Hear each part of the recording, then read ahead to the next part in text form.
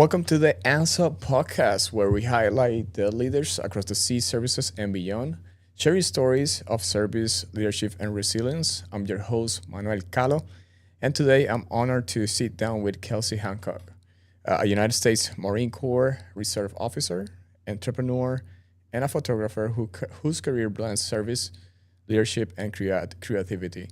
Currently serving as the S6 officer with the Marine Wing Support Squadron 473, Kelsie has held a wide range of leadership roles across the Marine Corps and the Reserve, while also building businesses, running marathons, and funding a nonprofit dedicated to military families. We'll dive into her journey of resiliency, her entrepreneurial drive, and her vision for inspiring others to live with courage and purpose. You don't want to miss this one. But before we begin, the views and the opinions expressed in this podcast are those of the speakers and do not necessarily reflect the official policy or position of the Department of Defense, the United States Navy, Marine Corps, Coast Guard, or Association of Naval Service Officers. Mention any commercial businesses or nonprofit organization does not imply endorsement by ANSO or the Department of Defense. Without further ado, I want to welcome Kelsie. Kelsie, how are you doing today? I'm doing great. Thank you so much for having me, Manuel. It's really a Yes. privilege. Yeah, thank you, Kelsie. I know we had like a brief discussion prior, to start this podcast. And again, on behalf of Jose Montalban, our president of the ANSO and the ANSO community, welcome to the podcast. But let's talk about you, Kelsie. So, who is Kelsie? And then just talk to us about your journey and how you became that a U.S. Marine, reserve officer. Sure. I love that question, who is Kelsie? Because I think I have to ask myself that and self-reflect pretty regularly. Who am I and what direction am I going in life? But I have lived a very full life, and I'm so grateful for the path and the trajectory that I've been on. I grew up in Southern Maryland, so I'm originally from the East Coast, but I spent the majority of my young adult professional life in Southern California, and that's where I did the majority of my Marine Corps service. I went to school in Vermont at a military school called Norwich University. I got my undergraduate degree in international studies and French with a focus and concentration on national security policy. And then I went off to the basic school in 2015, right after I commissioned, and I started my journey on active duty as a Marine officer. I was assigned the MOS 0602 communications officer, and then I went to 29 Palms, did my training out there, and then spent the majority of my active duty time in San Diego at Camp Pendleton. So held a variety of leadership positions there. I ended up getting off active duty in 2019, and then I took to corporate America for just diverse background and Yep. experience. And then 3 years later, I decided to come back in the Marine Corps as a reservist. And, we can talk about the why Yeah. there. If you'd like, there's a big Yeah. why. Yeah. Um, So so, most likely, I think we go into that conversation in a minute. I would like okay. to hear that, and I think the audience, just because I just mentioned you Mhm. were active. So before we actually Yeah. get to that question, so why the Marine Corps? Let's start for Yeah. that. So why the active duty Marine Corps, and how was it when you actually went to the actual Corps? Sure. I wanted to be a Marine since I was in fourth grade, believe it or not. I don't think at the time I actually knew what the Marine Corps was, or at least the difference between the service components. But I did know that the Marine Corps was the hardest branch, is what I was told. And I wanted to do something that was the most challenging. And I grew up in a very, I would say, very patriotic environment, neighborhood. I grew up in Southern Maryland, about 45 minutes from Washington, D.C. And so, there are a lot of military families in my community, at my church, worked for various forms of government. And I think I just had a lot of exposure to those types of individuals, and I really looked up to them. I don't come from a military family, but Mhm. my family is very patriotic, and my parents are always, my dad specifically says that he likes to serve those who serve. So it's always been, um, it's always been a goal of mine. So I chose the Marine Corps, and that experience, like any tough experience, right? It was a challenge, but that's what I wanted, you know. I wanted a challenge. I wanted to develop thicker skin, and there were some there were some dark moments, but it all shaped and grew me in the way that I needed to be sharpened, right? Like iron sharpens iron. And so I'm really thankful that I got to experience active duty. I'm grateful for the lessons that I got to learn when I was on active duty. And I'm so thankful that I got to be a Marine, and I get to be a Marine still. Mhm. So, No, that's awesome to hear. Obviously, I'm a U.S. Army officer. That's why the question intrigued me because, like, okay, so we have different branches. yeah, Often, what they do, they go to recruitments, go to the schools, and trying to actually get our population, right. I grew up as a quartermaster officer myself. Still. nice. Uh, First of all, congrats on your promotion selection. That's Oh, because you're thank you. about to become a mayor, and we'll get Yeah. there. I also got promoted. I'm about to get promoted myself to mayor, so that's Oh, awesome. congrats. Thank you. But I'm still in active duty. Yeah, so we'll see. 9 more years and see what's gonna be for me that time. But now, just going back to college and the Marine. So, what's the Mhm, biggest challenge? Yeah, I know you faced. I know you keep saying like it was the hardest branch. It mhm. was the hardest once you get to the actual like the basic training and once you get to the job selection and all that stuff. Can you speak us on how was it for you at that time back then? Sure. I think we operate based on our experience and perspective, right? And so when you're exposed to something for the first time, it can be a shock, to your system and to your nervous system. And I think the good thing that I had going for me is that I had gone to a military school that it almost acted as a preparatory college for the military. And so there was kind of an expectation of what I would experience in a way, physically, mentally, emotionally, and so I'm thankful for that step in the process. Um, but it's physically demanding, and you have to set aside sometimes the things that are going on in your personal life to focus solely on the mission. And sometimes the mission isn't combat, sometimes the mission is just showing up to work and giving your best and making sure that you are others focused because you have Marines to take care of, and you have to lead from the front. And so what you've got going on, while it's valid and important, like there's a time and a place for everything, and there's a level of judgment and discernment and maturity too that comes with being a leader. And so, those were kind of some challenges and lessons that I had to learn. And then self-confidence, man, like there were seasons along my journey where I had the most limiting beliefs in myself. I had very little self-confidence. Sometimes I didn't feel like I actually belonged, that I wasn't I wasn't a Mm. good officer, that I wasn't cut out for it.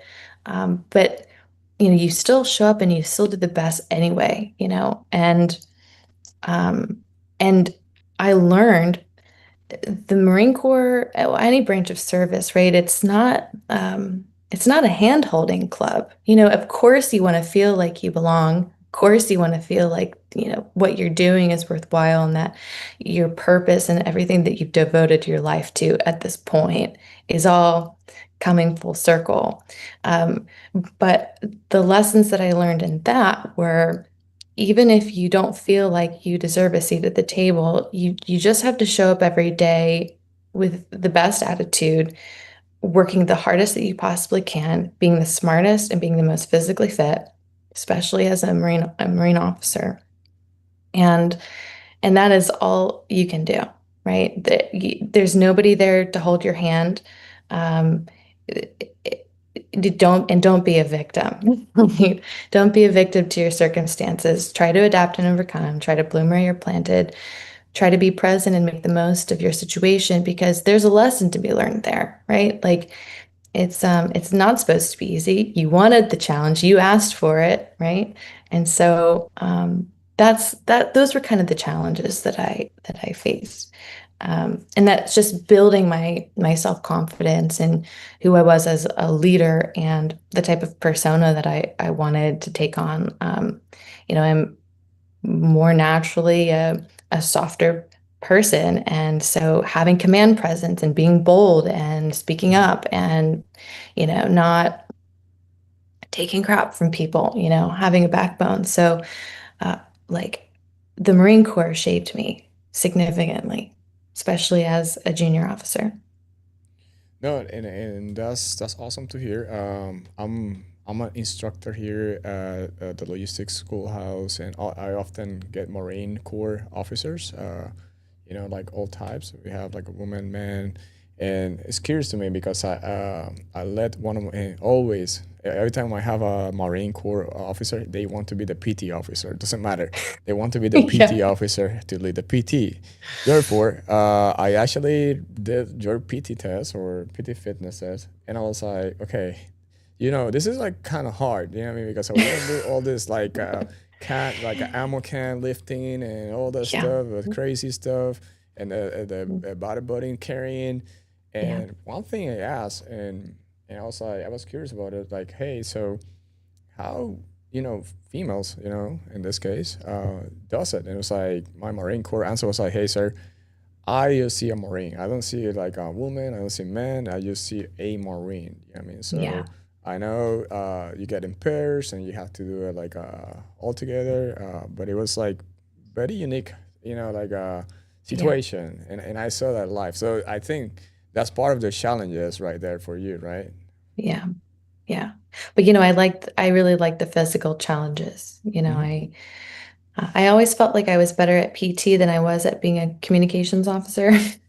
Okay. So, it's like, well, I have one thing going for me, I can hike and carry, weight on my back, but the the MOS proficiency was always Hmm. something that I had to continuously work on. So, Yep. No, most definitely. Again, the Marine Corps get trained to be a Marine first, and then you'll do yeah. your job secondary, right? So you're Yeah. always a Marine. Yeah. Versus like in the army, like we actually get trained for like our specific MOSs or like jobs per Exactly. se. Yeah. That's some curiosity I always had. That's why when I get my logistics Marines, I was like, yeah, this is a great opportunity because I'm learning the logistics side of Yeah. things, right? And I can share it back to the core. Right. But now that's great. So now talking about your job specific, can you actually talk on your job when back then in the active duty? You said communications, but what that entails for the people that or the person that's listening right now, what Mhm. is it like for those that doesn't know? Sure. So communications basically is radio, satellite, uh, networking, data, computers, just connectivity in the battle space. And it's the way we talk to each other, both in a training environment and in combat. And so you always need a way to communicate. So that's what I do. So active duty, essentially, we provided services to whoever the main effort was. Mhm. And it's really a supporting role, but a very crucial role. And you have to be able to communicate, right? It's important. So, for anybody who is interested in joining the military and finds IT or radio or satellite or even I think signals intelligence is similar in a way to communications. But there are a lot of great opportunities outside of the military with this MOS. And when I got off active duty, I was very Mhm. fortunate to find a very good job, Yep. which doesn't always happen. Mhm. But I was very blessed and had a wonderful opportunity working for a biopharmaceutical company as a business systems analyst, just purely which this doesn't always happen, Mhm. but I was hired purely because the hiring manager said, I want a service member on my team, someone who has leadership and your background in Oh, communications and IT. Like, so, it was divine intervention, I think. yeah, and that's great because again, when we join any military branch, obviously, something you have to look for the horizon, see what's next, right? Because we will hang these uniforms at one point, whether you do 3 years, 4 years, 6 years, 20 years, right? And then what craft you Right. can get out of the service that's gonna, Right. like pursue you in the civilian transition, right? And that's a Right. great point that you're making, that you got that offer. Now, Yeah. can you take us on that specific time when you got that offer? Because I know Mhm. sometimes we get afraid to actually, like, hey, all I know is Marine Corps, and then out of Yeah. nowhere, I have to actually go out and do it. Yeah. Can you speak in that moment for us and see?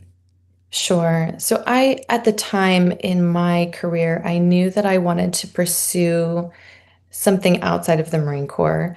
And at the time, I wasn't planning on doing anything with the reserves. And so I did the transition readiness course that usually happens 6 months prior, 6 months to a year prior to your transition off of active duty. Your leadership should be aware of it, but you need to communicate with them because it's an important step in the process.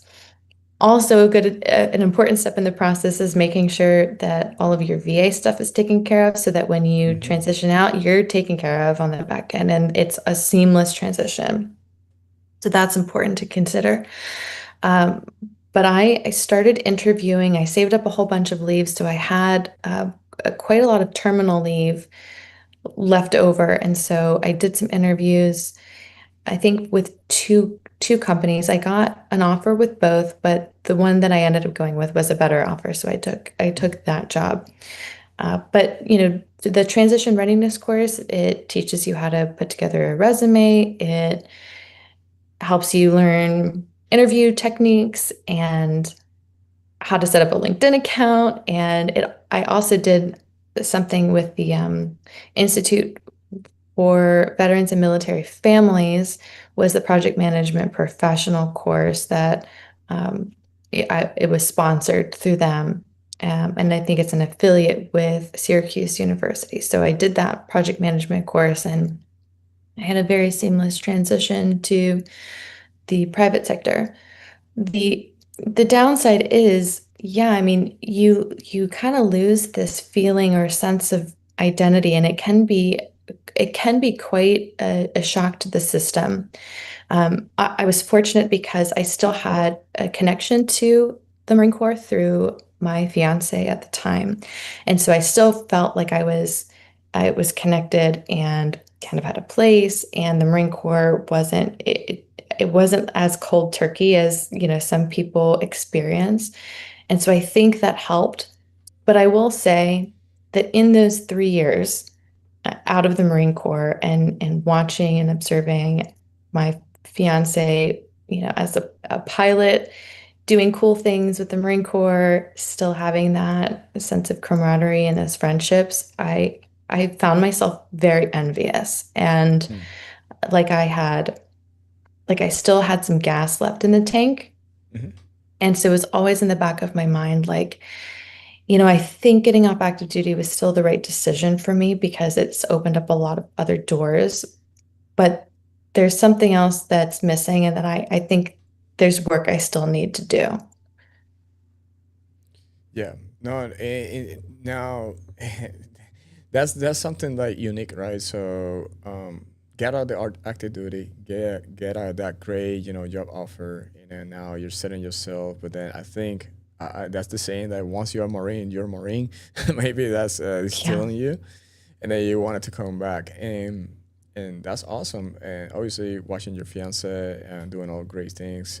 Um, but now, so then my leading next question is, so okay, before I ask you this question, so Mhm. when you started your entrepreneur, venture, because I know you had the photography, all the stuff, and Yeah. multiple ventures. Can you speak in that? And then I think the next question is going to be, how was that, like going back to be a Mhm. Marine as a reservist? Yeah.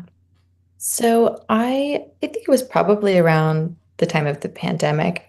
We went from working in office to working at home, and I, you know, found myself having some white space, and I figured, you know what, I'm going to take advantage of not really being able to go anywhere to, trying things, learning how to do online business, seeing how people are making, having multiple income streams. And I just started kind of learning and researching and tried Shopify stores, tried Hmm. product-based stuff, and not everything worked out. But the cool thing is that I learned a lot as I went through the journey. And I've always been a pretty creative person. I've loved taking photos. I like videography. Um, and I like taking pictures for people. And I started doing a lot of traveling when I was working from home. So like within the confines of the pandemic rules, I just started going on these little road trips and just taking pictures. And people were always like, "Where are you going? And where's that restaurant? And where's that campsite?" And so I started a little travel blog, and it kind of branched into, I think I'm actually kind of good at photography. And my fiance was like, "You should really consider doing this as a business." And again with like the limiting beliefs, like I don't think I'm that good. And then my photography business idea came really really quickly in my face as a necessity, and I really needed to do this, and make it work because a life event occurred, and I needed some other means of income. Yeah. So I launched my photography business in 2022, and it's Nice. gone great. It's Yeah. doing great. Yeah, that's awesome to Yeah. hear again. Like successful stories. Mhm. Obviously, I'm like you. I'm like very entrepreneur driven. So I Mhm. know all you're talking about. Like trying to Yeah. try. I got the t-shirt company through Shopify. Even my Yeah. wife has her own like boutique, and we Yeah. all. I mean, I'm on active duty, but I still like looking for other like ventures and like I Yeah. do YouTube and all this stuff. But yeah. Exactly. Anyway, so I'm like very connected to you in that sense. Now, Yeah. what about the Marine research? Then, yeah, you were ready, just like, okay, I Mhm. think I want to go back. Then how was the Yeah. process? You went back to the recruitment office, and how you were able to actually go back from not Yeah. being active duty anymore? Yeah. Well, I think a, an important detail in that story is I think, standing in my kitchen in Oceanside, California. My fiance was deployed to Saudi Arabia at the time, and the airport bombing at Kabul happened, and we lost this 13 service members. And Hmm. I'm telling you, that hit me like a ton of bricks because I'm Hmm. like, goodness, I'm on the wrong side of all of this. Like, Hmm. what am I doing? Like I have trained and I have worked so hard to earn the title, and I'm just sitting here like twiddling my thumbs. And I think I felt a lot of shame, um, because I'm on the wrong side of this. So I called my fiance, just wanted to make sure he was good because I knew they were kind of they were supposed to be part of the QRF, but they weren't called to do anything. So he wasn't anywhere near any of that. And I just told him, like, look, I think I need to come back in. He goes, like, active duty? I said, no, I mean, I think if I were to come back in, it would be as a reservist. And he said, I fully support you, whatever you want to do.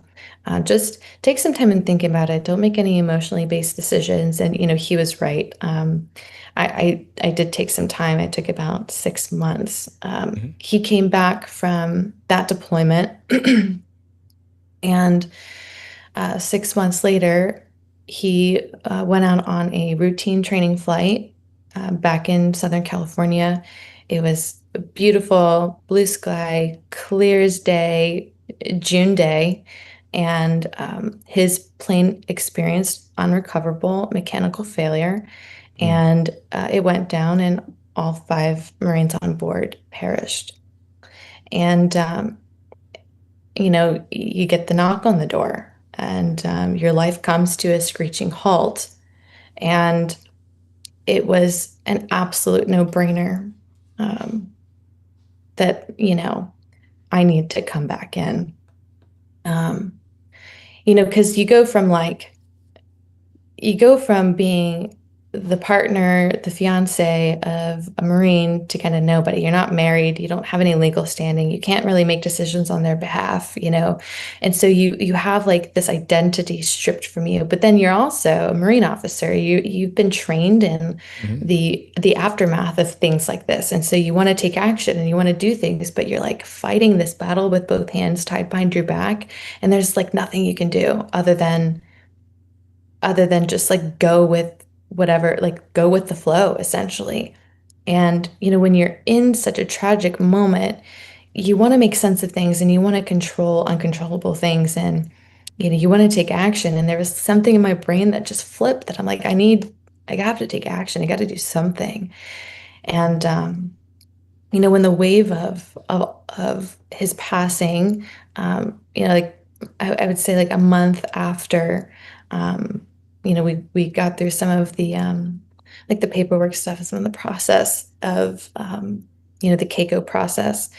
I called a prior service recruiter, and he's a gunny now, but Gunnery Sergeant Dorswit, but he was a staff sergeant at the time. And I said, look, this is what's happened in my life. I need a job. I need to come back in. I'd like to be a reservist. And um, another another key detail, which I find very fascinating, is when I was getting off of active duty, one of my comm school instructors and I met for coffee, and he gave me a just a list of things to write down. If you decide to come back in, do this. If you know, these are resources for the VA, and this is another resource. But the one that really stood out to me the most is I wrote down on a little notebook, if you come back in, you want to be an IMA reservist, which stands for Individual Mobilization Augmentee, which is a little different than the SMCR, which is like the one drill weekend a month, 2 weeks out of the year. It's Mhm. just broken down differently. You want to do the IMA reserve gig, and you want to go to Mar 4 PAC in Hawaii. And I wrote that down, and I remember writing it down. So I pulled out that notebook to reference it, and Mhm. I said, I need to go to Mar 4 PAC. I need an IMA gig. And then he got me back in, like he got me processed back into the Marine Corps within a month. He sent me a text, bam, you're back in.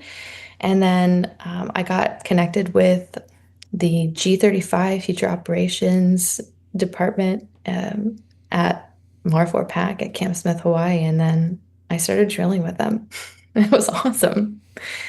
It No, was I awesome. appreciate Kelsey for sharing that powerful story, and how you came back to the service as a reservist for the Marine Corps, and then how was the Hawaii experience for you once you were in Hawaii? Hawaii was awesome. I mean, not only the fact that it's Hawaii, I Mhm. couldn't complain about that. It was both healing and challenging at the same time. There's people listening will probably who've experienced grief or Mhm. tragedy in their lives probably can attest to this feeling. And it's this concept of grief brain. People call it widow brain, people call it grief brain. But you're kind of just like in the Matrix, you're forgetful. Don't really have clarity of mind. It's kind of hard um, to have that like speed or quick-wittedness that you may have had prior to the tragic event. It takes time to kind of rebuild the muscles in your brain. And going back into the Marine Corps, even as a reservist, doing the 5 weeks of drill and AT combined that I did when I was in Hawaii brought me back to life. I mean, I swear it brought me back to life. You know, cleared my mind. It got my brain working again. It got me into a better rhythm. It wasn't the fix all, but it really helped catapult me back into a groove. And I mean, I met some of the most incredible people there. I worked on problem sets that I never expected that I would ever do. I learned so much, and I ended up getting a civilian job offer out of it when I was out there.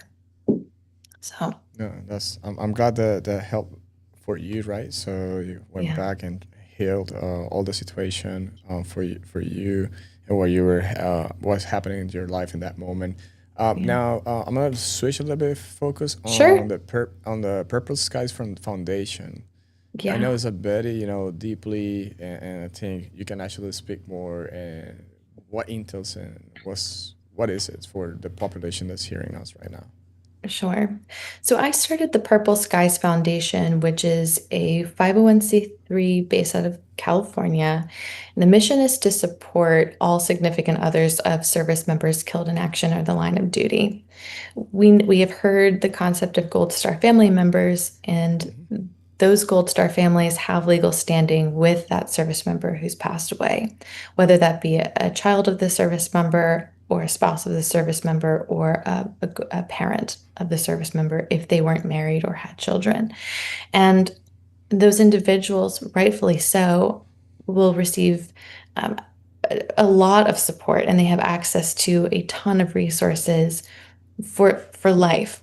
And I was not married to Nick, who was my late fiance. And so there was a significant struggle for me in the aftermath of losing him. And I realized I can't possibly be the only person who has experienced this. And I think the Kabul bombing, airport bombing highlighted that. There were individuals who were not married, who were significant others, or either they were just recently married. But there's just such a wide range of demographics of significant people to that service member who I believe need support in whatever capacity that is, whether it's emotional support or walking them through a process because they don't receive an individual casualty advocate officer. Um, and you don't know what the family dynamics are like. And so I wanted to start this foundation just to be a resource to people who need it. If someone was cohabiting with their service member who passed away, now all of the rent or the mortgage or the bill, all of the bills now fall on this person, right? But they are not the beneficiary of anything. They're not the beneficiary of life insurance. They're not the beneficiary of death gratuity, unless they were specifically annotated on that service On that member's VA. Yep. documentation. Mhm. And so, when you're grieving such a tragic event in your life, the last thing that you should be worrying about is how I'm going to pay my bills and rushing to get back to work. 3 days of bereavement is bogus, in my opinion. And so I just realized that there was a need, and I really wanted to be able to offer support in some capacity, whether it's someone to lean on, to talk to who's experienced something like this before, or to offer financial resources if needed. No, and that's great to hear that you're doing that just because that's true story, right? So we have Mhm. not all service members are gonna be married, right? Right. I'm married, right, with Stephanie. We've been together over 15 years. But in Wow. your particular case, you were not married, right? And then this Right. event happened, and again, I'm positive with you. I don't think you're the only one, and this is a great outlet to actually for those that are having the same situation with that. How they can actually you can now this is an open forum how they can contact you or the foundation if somebody's Yeah. listening at this point. Right. The Instagram page is a good place to start. It's just the @ the Purple Skies Foundation. We also have a website. It's just www.thepurpleskiesfoundation.com. And you can always reach out to me on my personal page too. It's Kelsie Marie, but I highly recommend starting with the Purple Skies Foundation website or Instagram page because your messages will populate more quickly that way. No, and I'm gonna drop that on the description below. So this message is, I mean, this episode is on YouTube, and then I'm Okay. gonna put it on the description so you can actually reach out, Kelsie, if you know somebody that's having the same situation. If you're listening to Spotify, then you can actually go to the website and also to the Instagram page. Appreciate it to share that Yes. with us. Now, you run marathons, you are pursuing your pilot license, and we can see that you're constantly pushing your limits, Kelsie. So, how you can actually, this challenges connect with your philosophy or resiliency, if you can actually. Wow. I appreciate you asking that. My my personal mantra is to live fully with purpose and passion and everything that you do. I mean, we people say you only live once, but I think that's not true. I think you die once. You live every day. And so I don't know what tomorrow looks like, but I want to do everything I possibly can to live my life fully and to continue challenging myself. Something the Marine Corps says, which I'm going to sound like a total nerd, but I'm going to say it anyway. Uh, Officer Candidate School's motto is Ductus Exemplo. It's to lead by example, but I think it goes so much further than that. I think we have to live by example. And I know that when Nick died, there were a lot of people watching me and how I responded to all of that. And I made it my personal mission to not falter. I can feel and experience and show up authentically and be raw and be vulnerable and show sadness and grief. But I'm going to continue. I'm going to stay in the fight. I'm going to keep going because I know I have my Marines watching me. I have some of my former Marines watching me. I have, there are tons of veterans and service members in my community that follow me on social media. And we have an issue. We have 22 service members a day, veterans or service members who are taking their lives.